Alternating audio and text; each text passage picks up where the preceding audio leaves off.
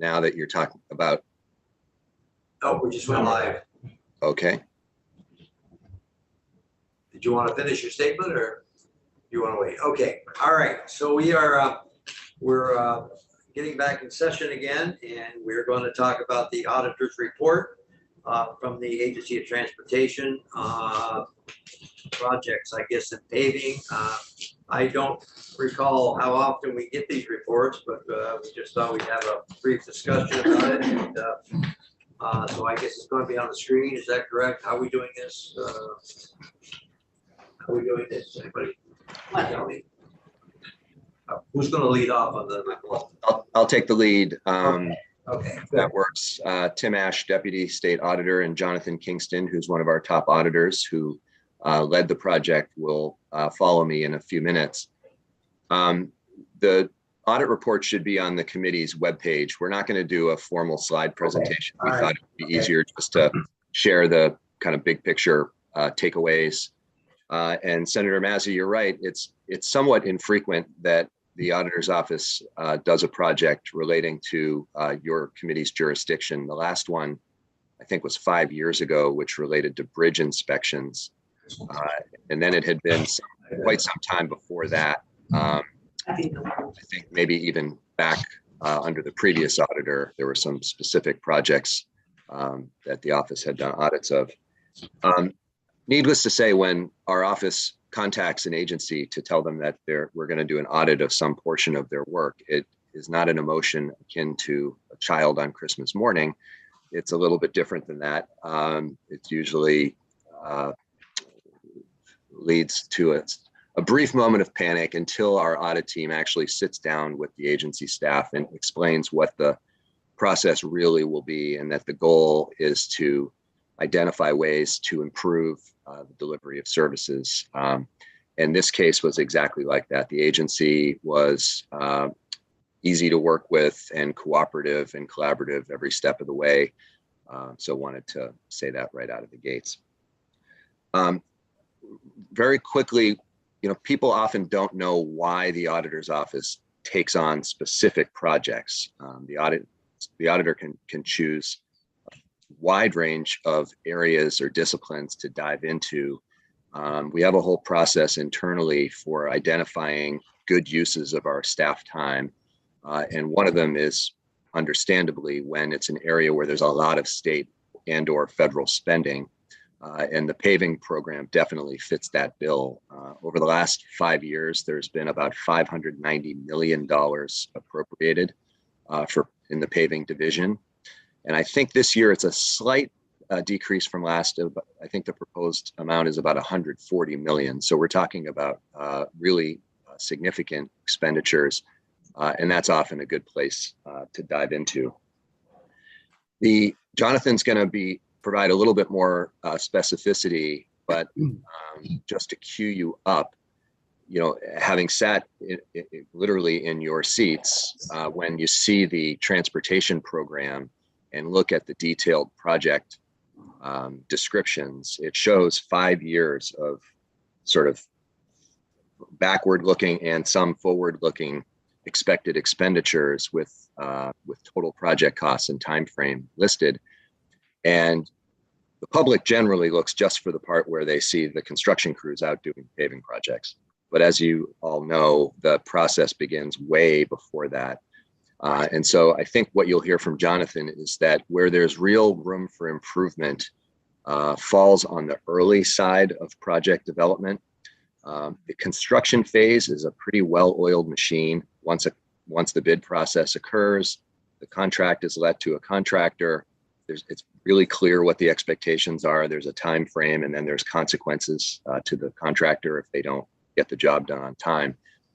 On the upfront, though, it's a little bit less structured in that the pre-development planning and engineering can often take quite a long time. And that's where we found that the agency could make some improvements, which we think will benefit not only them, but you guys as you try to make budget decisions and stay more on top of what might be driving project delays. So with that, I'll hand it off to Jonathan, and then we'll both field questions when he's done. Thank you. Thanks, Tim. Yes, Jonathan, good morning. Morning. My name is Jonathan Kingston. I'm an audit manager with the State Auditor's Office, and I was the manager who oversaw this audit. But it was Victor Nieuwiadomski, who is our senior auditor, that performed the day-to-day audit. And he actually came to our office from GAO, where he worked at GAO is the Congressional Audit Office, essentially. And he worked on national defense acquisition programs there. He audited those programs. So I was very fortunate to have him doing the day-to-day work on this job. And just to reiterate what Tim said, you'll hear from Jesse Devlin later. Jesse, we worked with him quite a bit. He was excellent, extremely professional, extremely helpful during our audit. So very much thank you to VTrans. So a couple months ago, you had Rob White in front of your committee, and you had asked him about what performance measures does VTrans have for their projects. And he mentioned, rightly so, that VTrans has one performance measure during the project development phase. So the phase getting up to where they actually hire a contractor to go out and pave the roads. And that is that one performance measure is every year they come up with a schedule of when they want to advertise to put jobs out for bid, to receive RFPs on the project. And their goal is to have at least 80% of those projects bid within 30 days or be advertised within 30 days of their planned date. Now that's kind of the end of the project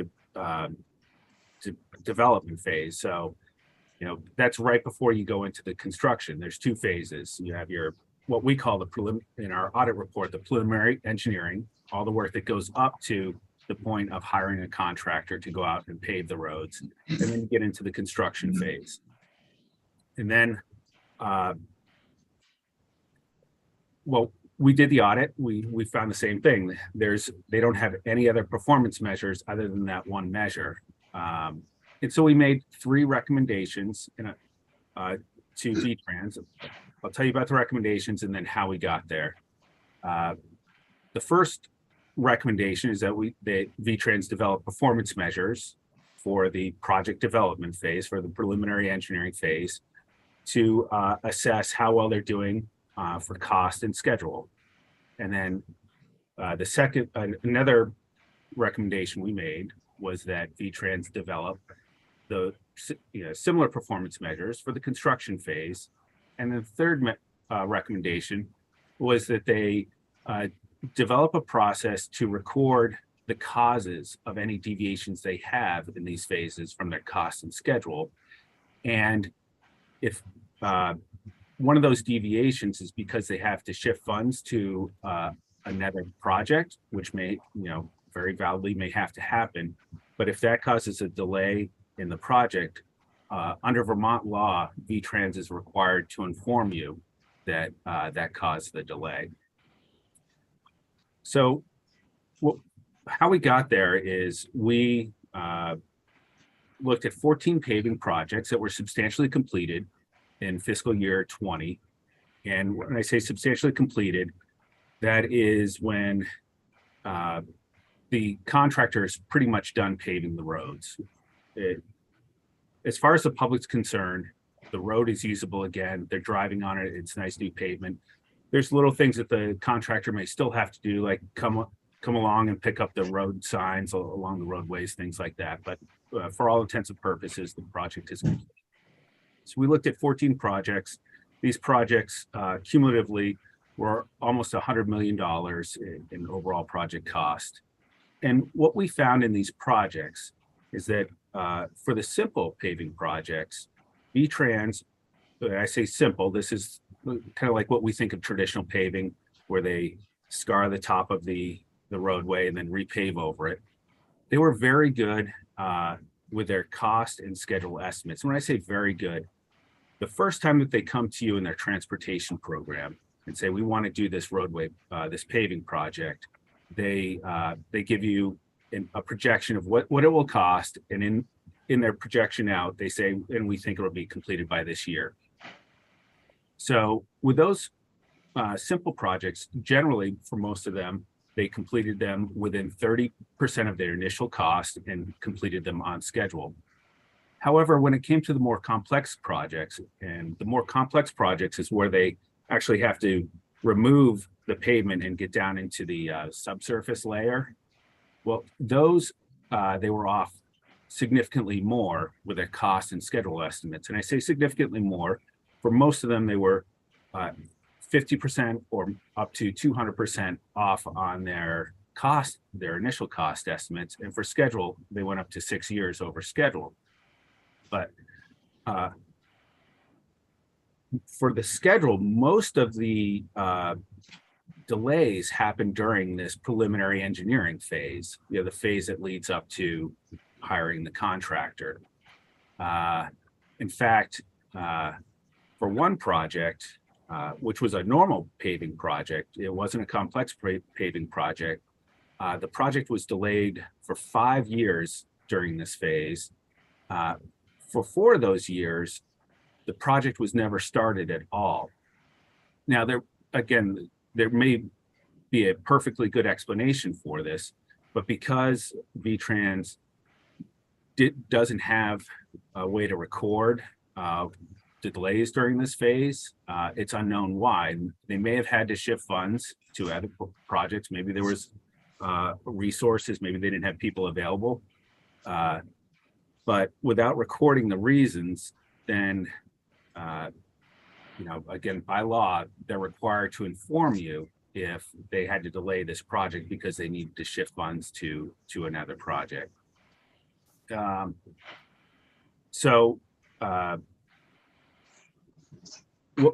just to reiterate, so we made recommendations to develop performance measures to assess all the cost and schedule aspects of both phases. We did find that other states do this.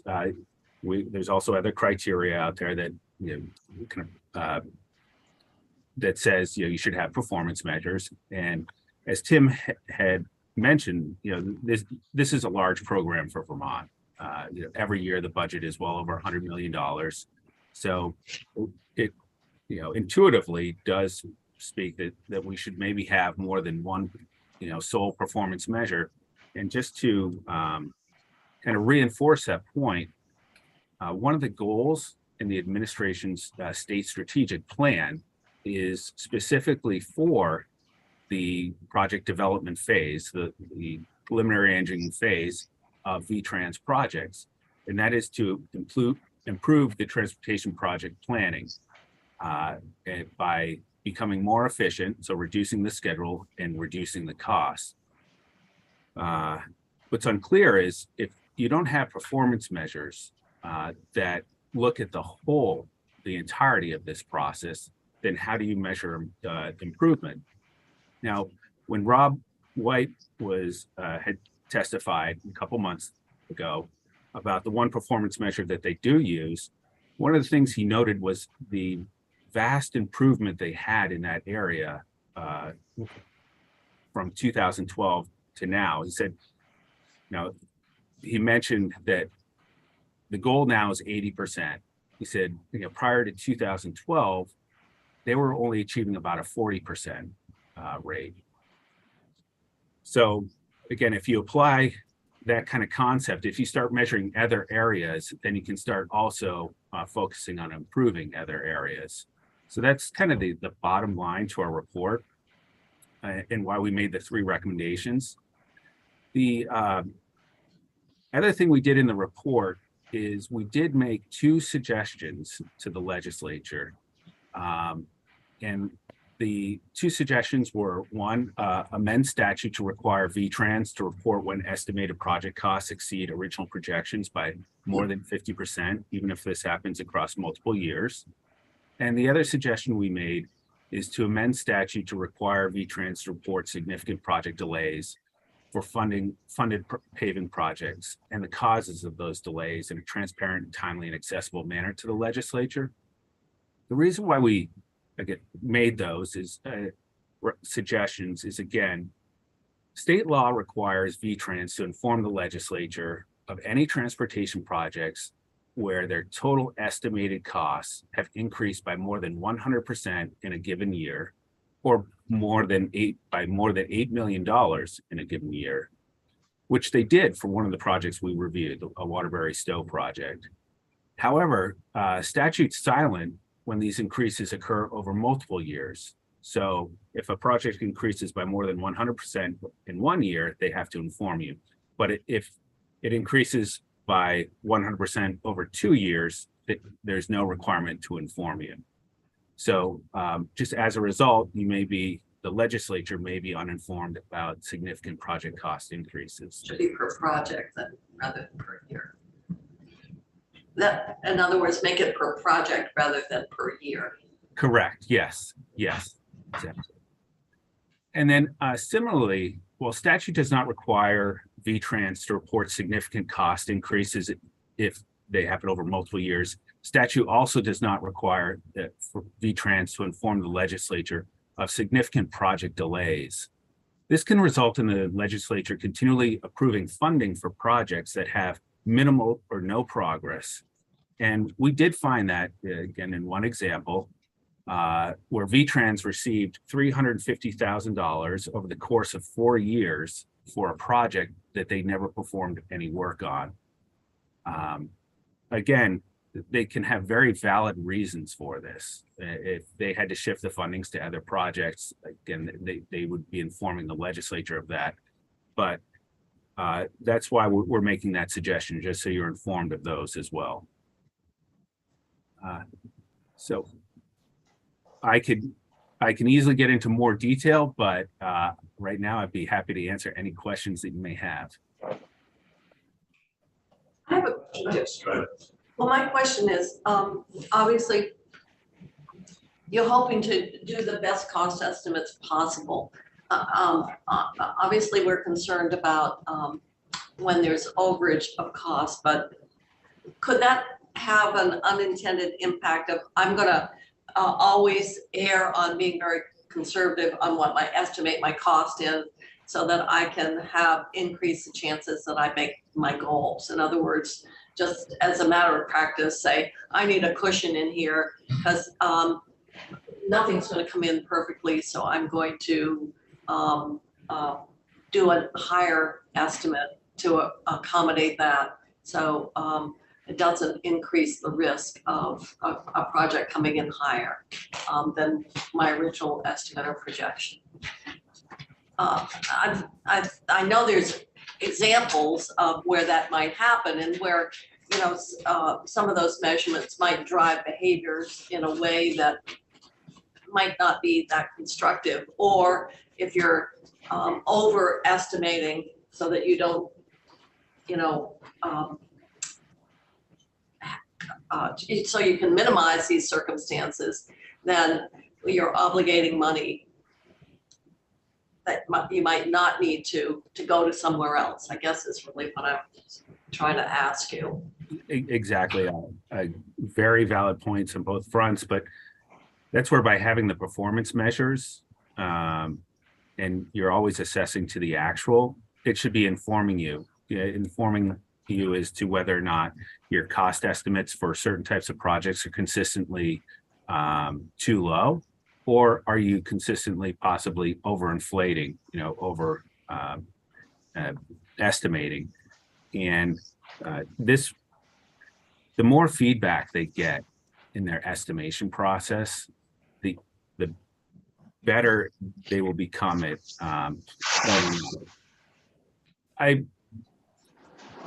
we did not audit VTrans and how they project out the funds they need for future years. But I can appreciate the complexities in that process. What we're saying is one of the benefits of having performance measures is you have this feedback loop to tell you how well you're doing from your initial point, which in turn can help the agency become more accurate at projecting out. And the more accuracy they have, the easier it becomes, because then they're less likely to say, oh, we have too much money now, or we don't have enough money now, we need to shift funds elsewhere. Senator Kitchell, I just add to that, the alternative is the status quo, where for the complex projects, they're always underestimating very significantly by at least 50%. So that has an opportunity cost, because it means that your forecasting of how you're going to be able to spend your funds is really not accurate. So that's when Jonathan talks about the feedback loop. It's to try to hone in on the most accurate amount. And the goal shouldn't be to sanction the employees responsible for making the estimates if there's a little bit of deviation, but rather continuously improving the work that they're doing. Aren't these unusual times though, because of the inflationary costs and labor? And I don't know if I know a year or so ago, I remember one bid, we had estimated $10 million and it came in at 16 million. Because this is, I've never been through it. There's certain times where labor is double, not double, but, and product is, I don't know how anybody can forecast any accuracy when you're talking about the times we've been through in the last 3 years. When I hear, truck drivers are getting $10 raises and trucks are $1,000 a day to rent. I just didn't know if that was a factor or not. I'll let Jonathan speak with more detail, but these projects predated predated COVID and the effects that we're seeing with inflation. Jonathan, you want to say why you picked the projects, the 14 projects that were reviewed? Yeah, sure. We looked at projects that cost more than $2 million. We wanted to get projects recently completed, but not so recently we might run into issues where certain things might still not be available. And also we didn't, we wanted to be cognizant of COVID and how, COVID, the whole state, how they had to transition their workforce. So it made sense to say, okay, FY 2020, the fiscal year, that would be as close as we can get, and we'll use that year. Yes, Senator, you're correct. The unprecedented times with inflation, also paving projects themselves, and VTrans can speak to this much better than I can. But they told us all the time how paving is changing. I know growing up in Vermont here, a road used to just be repaved. Every paving project was pretty much the same. Now, when they're repaving roads, they're also saying, should we be replacing culverts at the same time? Now they're taking into considerations, should we have a bike or pedestrian aspect to this roadway as we repave it? But Senator, to your point too, the more complex things get, the more you would want performance measures to inform you how the processes are going and where you may need to change, because it is not business as usual anymore. That person, good question. I did on the background part of the report where you talk about the federal regulations where Yes. VTrans has to reduce pavement if it's the fault of the contractor. Did you find that ever happened, either that they did it or that there was a fault of the contractor?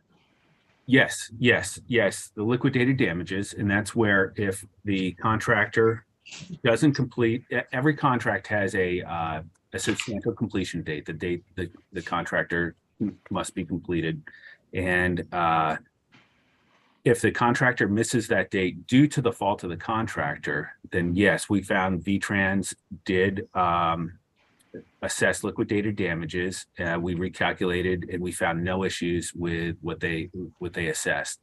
Now, when they do these assessments, though, they do take into considerations. There's certain days where they say, okay, the contractor wasn't allowed to work on these days, whether it was a weather event, maybe there was an accident on the roadway. So there's days when they're doing these analysis, they said, we're not going to charge the contractor a liquidated damages rate for this day. Because That's good enough. Questions? The metrics then that you're proposing that need to be put in place earlier in the process, you referenced other states have such metrics already defined. Yes, yeah, we used Virginia as an example, just because theirs was very public facing. It was very easy to see. They have a dashboard, and also because they had a user guide with it.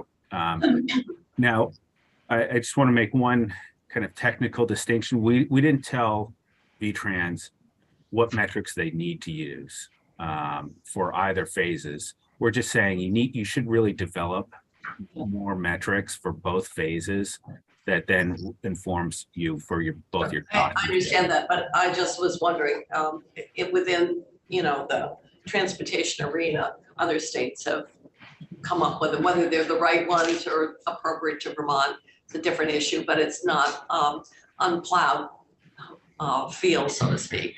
Yes, exactly. This is not a novel new SAO idea.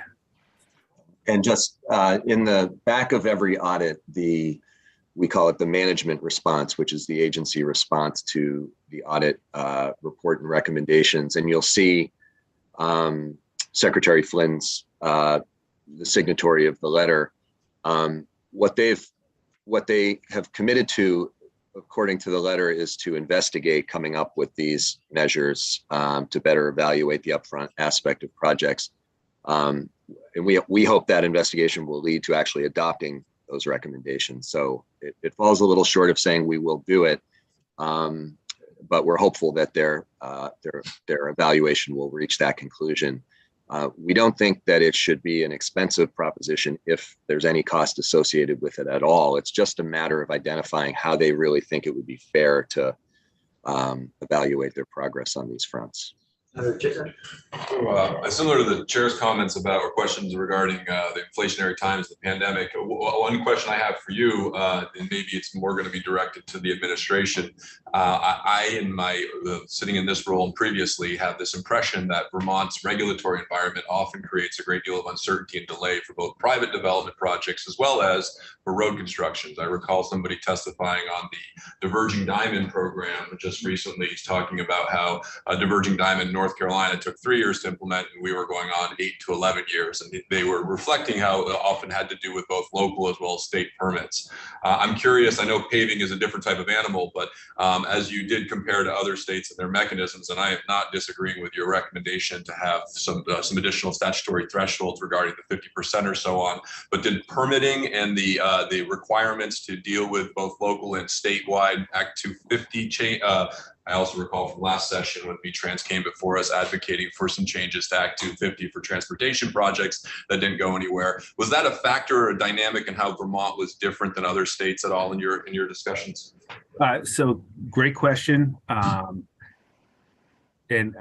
simple answer is no, but I can't say to whether or not it was a cause. It was, what I can say is when we asked VTrans about why there were such delays during this process, they didn't have the documentation, they didn't document the causes.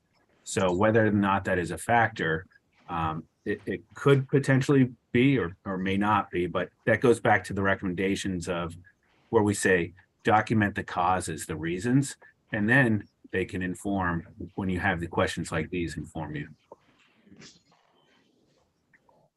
Question? Anybody want to comment?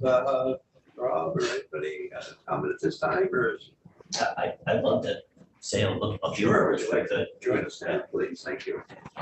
Good morning, everybody. Rob White. I'm the Project Delivery Bureau Director at the agency.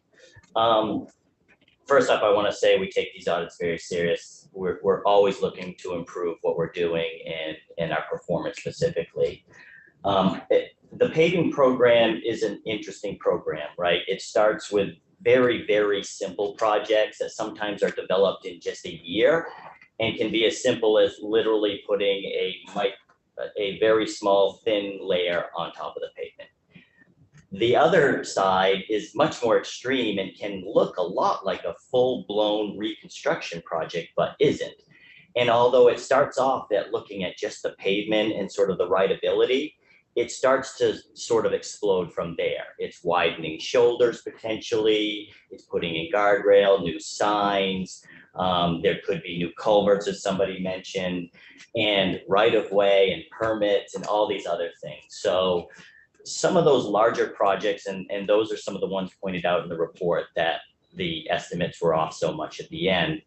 When they start out, they may be something a lot simpler, and we don't necessarily scope paving projects per se. We kind of go in and say, yeah, we need a certain amount of treatment, and we're just looking at the pavement. And then as that project goes on, and it's a complex project, and you'll see that some of those projects span multiple towns, they're multi-year projects to even construct. They get more and more complicated. And I think the report does point out a good point that early on, we really need to get a better view on what that project might look like at the end. But I think it transitions pretty quickly. I think we do a pretty good job of reporting the information to the legislature. There's the 10G report that we talk about every year.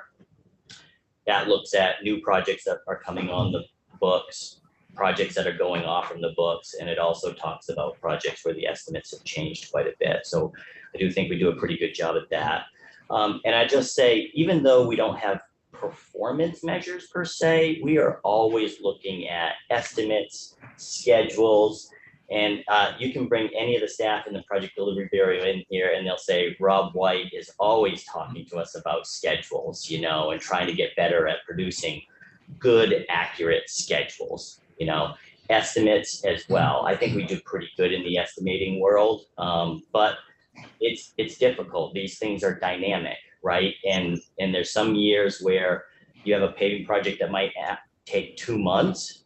The risk is pretty minimal. It's pretty close to being right on. And I think you'll even see in the report, a lot of those smaller projects, they actually come under bid most of the time. When they become more complicated and span more years, that's a lot riskier for the paving industry, and specifically not just the pavement, because we have adjustments that can occur in those contracts for the pavement, but it's the signs, lines, it's the metal and the guardrail and those things that they just don't know what the price is. So the risk goes up quickly, and they may, you know, expand that depending on what the market looks like or not. So It seemed like what they were suggesting is recognizing the dynamics that people talked about is having some kind of documentation, why you started here and ended up here. And all those variables are at play. Yep. And not all of them at the same time, but, you know, out there. I know you monitor everything. I mean, we've seen those reports where people are reporting their time down a nanosecond almost. Right. So what is your thought around sort of understanding and looking back at what happens? Because that could help inform what you're talking about is when you start out with a project, really looking at it.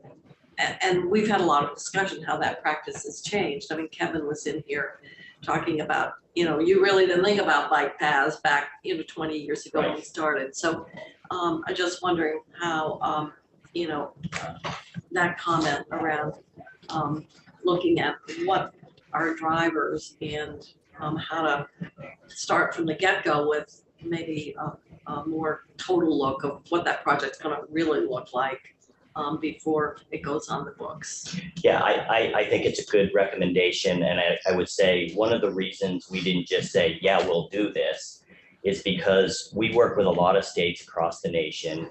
They brought a good example of probably one of the better ones that shows performance measures. And it can be quite a lift sometimes to get to the place where you really want to be that adds some value to the process. We work closely with Maine and New Hampshire, and Maine does a really good job. I would say probably New Hampshire is a bit behind Vermont in some ways, but Maine has specifically a group of people, 10 people or so, that are literally working on dashboards and crunching the data and giving the information that you need.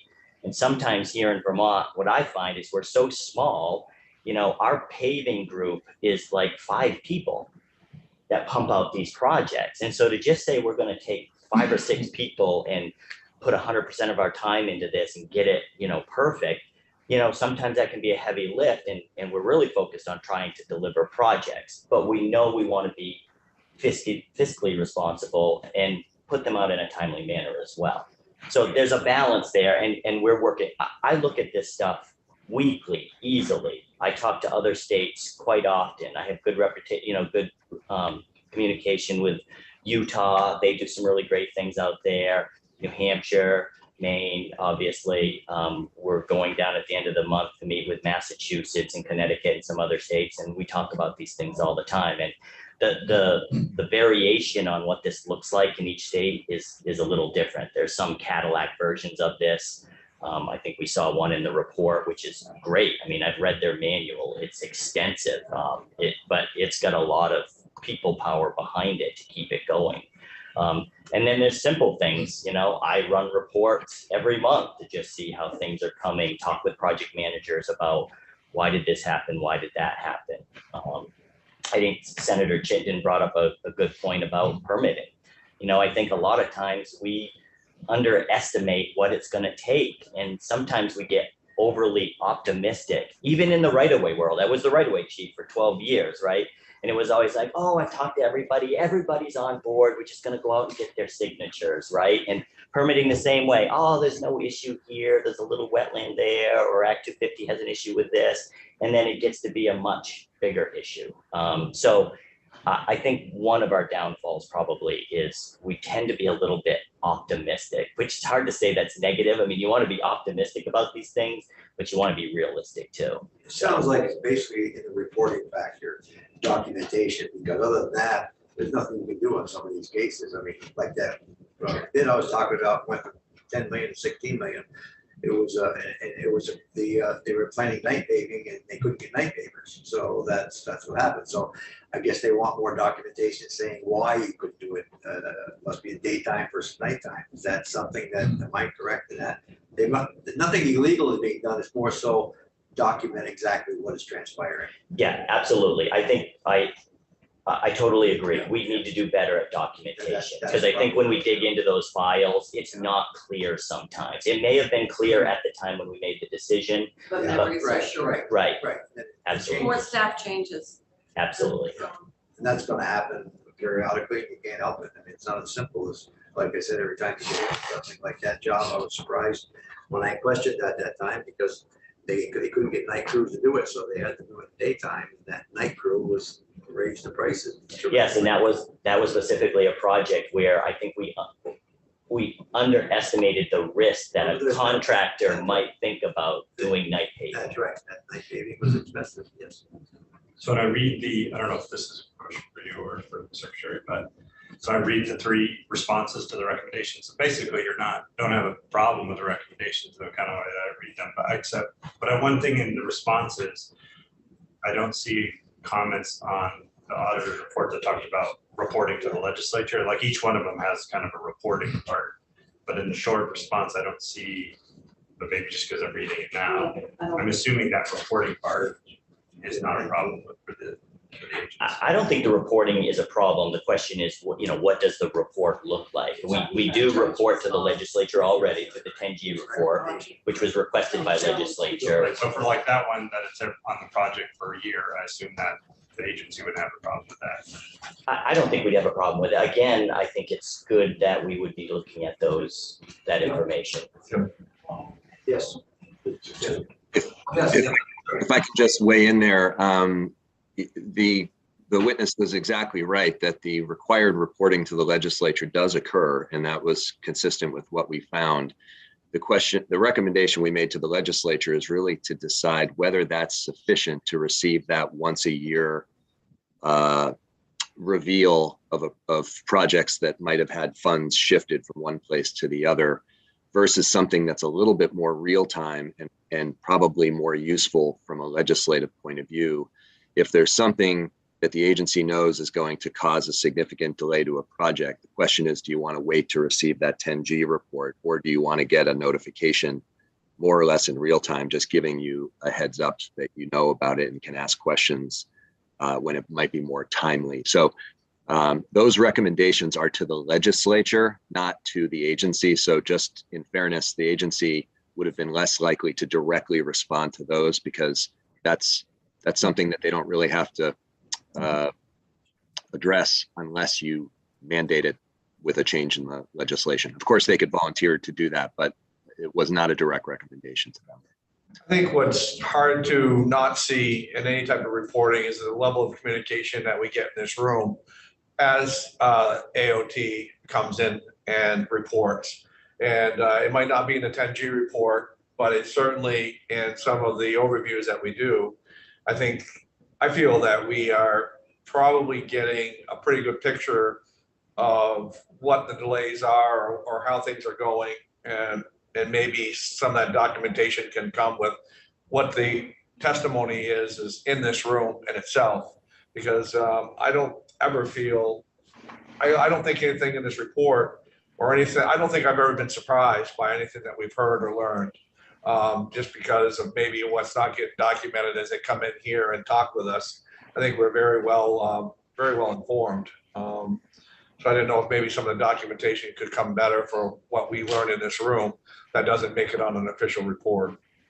Senator, it's a great point. There's a lot of communication that happens both formally and informally. One of the challenges was that it was difficult, if not impossible, for the agency to even explain whether they had communicated with the legislature certain project delays, which isn't to say they did not, just that there was no documentation of it. And that would be more likely to occur, that communication gap, when the legislature is not in session, when something, things come up during construction season and they're not in front of you on a daily basis. So I totally agree with what you've said. The communication has always appeared transparent in the committee process. The question really is, could there be just a more systematic approach of communicating it, and communicating it beyond perhaps just those who are on the two transportation committees, including people who maybe represent the area where a project might be delayed. Jim. So what I've learned in this role, and maybe former Senator Ashe might reflect, is we love reports, we love study committees, and we love others, but they all carry a cost. And I've heard Senator Kitchell say, and so maybe if the administration could just tell us if you have any hesitations about having more formalized reporting to this. And do you have any estimations on time costs? Because not all reports are the same. So when you hear that to produce a report, what does that translate to in full-time equivalencies, and how much work that you're going to need to carve out from existing staff or possibly need additional staff?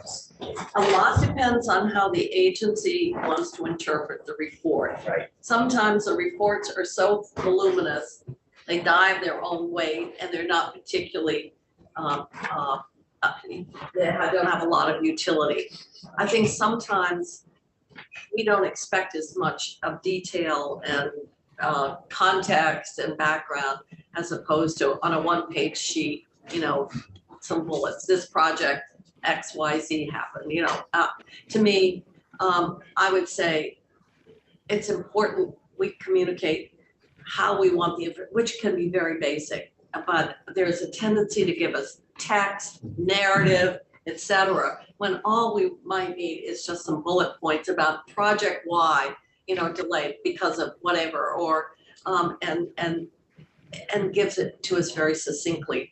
We end up with such formalized responses that's why I go nuts over this, because then people don't look at them because they're so detailed, or the recommendations are on page 52 if you get that far.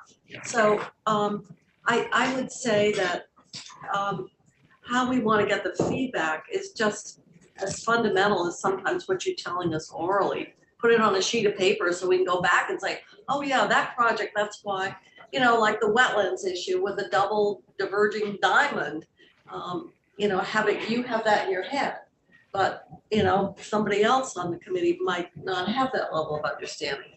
So I would say if we ask for it, please don't think we need to, it's just like, Keep it simple. yeah, what was the project? What was the cost? What happened?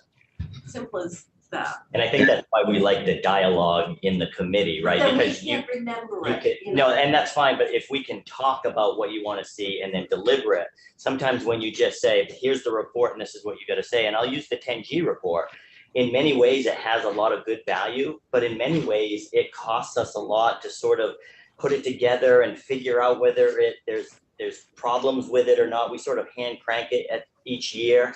And then we get in here and sometimes a lot of people are like, yeah, this doesn't mean anything to me. I don't really want that information. I want it a different way. And so it doesn't carry the value that a lot of people think. I mean, It might even be, I'm sorry. And then we have a responsibility, and this is what, to say, this is taking a lot of your time and it's not giving us the benefit that we hope for, or just give it to us this way.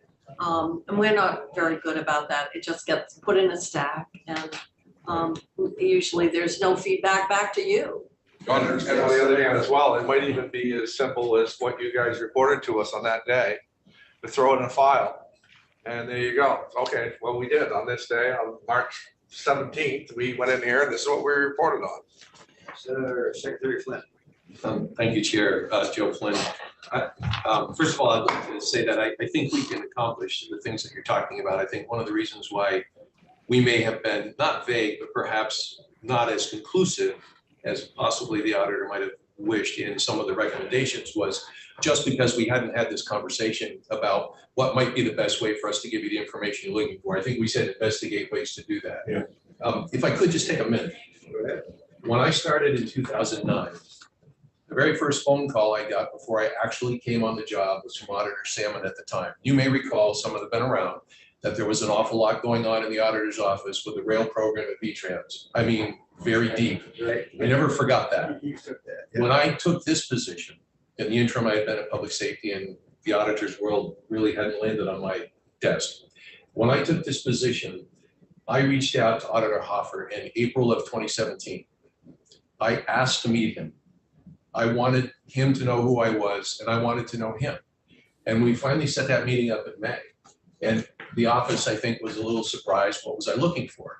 And I went there and I visited with him and I said, look, I've just been appointed to probably one of the second largest agencies in state government, wicked like big budget. And I'm sure you're going to be visiting us.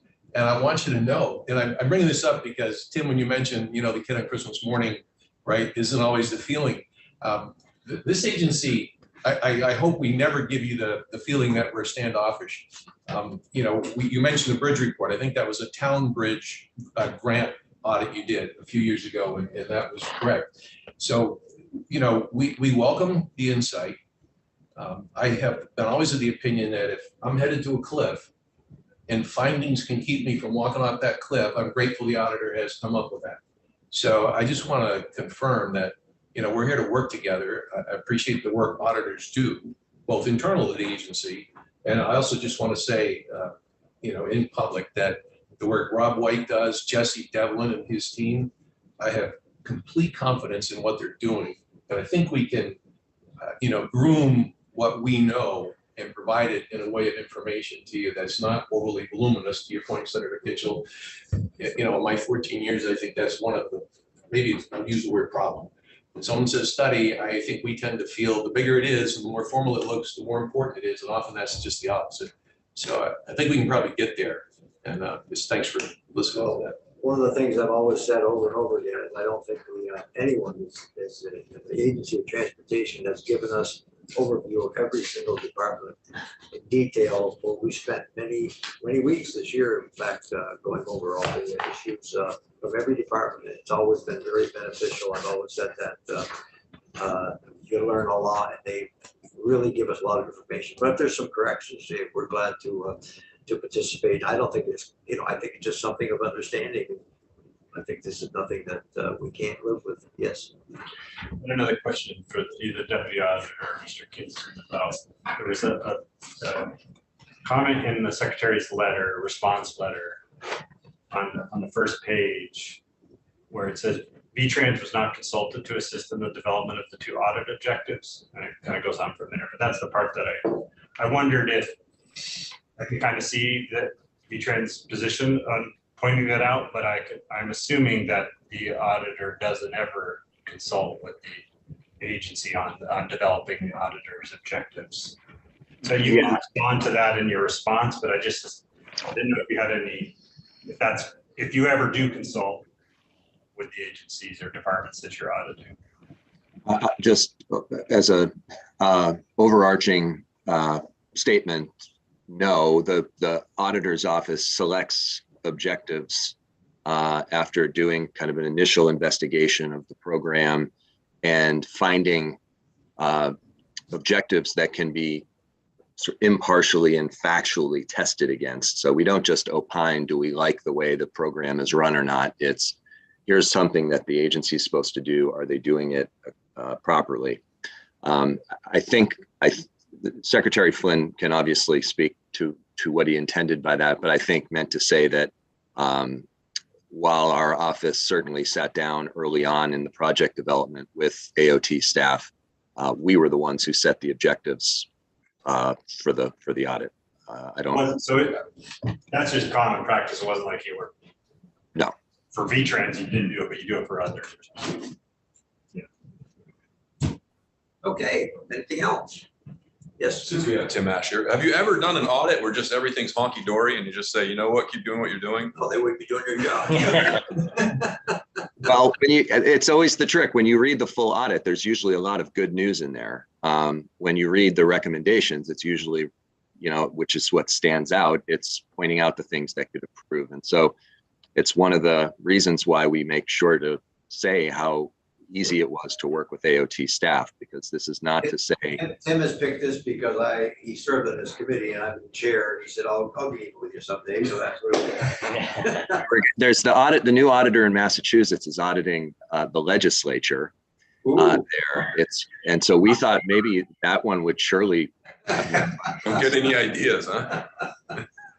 Well, thank you very much for the good overview this morning. I thank the agency and I thank everybody this week we got the report. We just thought we'd have a little discussion so everybody understood what was going on. So thank you very much and all have a good day. Thank you. So we Yes. would go off